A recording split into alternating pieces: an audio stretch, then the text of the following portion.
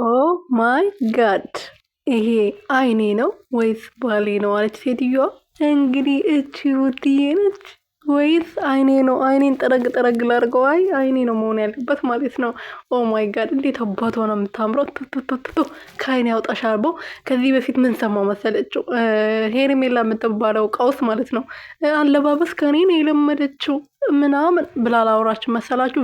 የሆነ ቪዲዮ ላይ ሰምቻለሁ። ቲክቶክ ላይ ይሁን ቪዲዮ ላይ ይሁን ሰምቻለሁ። እና አለባበስ ከየት አባሽ አምጥተሽ ነው ከሩትዬ የምትለምጂው? አንቺ በአለባበስማ ማለት ነው ሩትዬን የሚያክል ማንም ሴት የለም። የምሬን ነው። ምንም ብትለብስ እኮ በጣም ነው የሚያምርባት ማለት ነው። ጌታ ምንም መዳበሪያ ራሱ ብትለብስ እንዴት አባቷ እንደሚያምርባት የኔ ንግስት ማለት ነው። ሰላም ሰላም ቤተሰብ እንዴት ናችሁ? ደህና ናችሁ? እና ያለው ፈጣሪ የተመሰገነው በያላችሁበት ሰላማችሁ ብዝት ትርፍርፍ ይበልልኝ።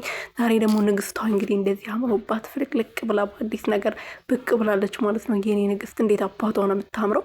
ሄርሜላን እኮ ማለት ነው ይሄ ጥፍሯን አክል እንኳን እኮ ሄርሜላ ጥፍር የሩትዬን ጥፍር አክል ራሱ አታክልም። ከሷ ጋር ልትወዳደር ትሞክራለች። እቺ ምን ልበላት በእናታችሁ። እኔ እኮ ቃል የለኝም ጠፋብኝ የሚለው ነገር ራሱ ማለት ነው። ለማንኛውም ከሩትዬ ጋር ከመወዳደርሽ በፊት ብዙ ማድረግ ያለብሽ ነገሮች አሉ።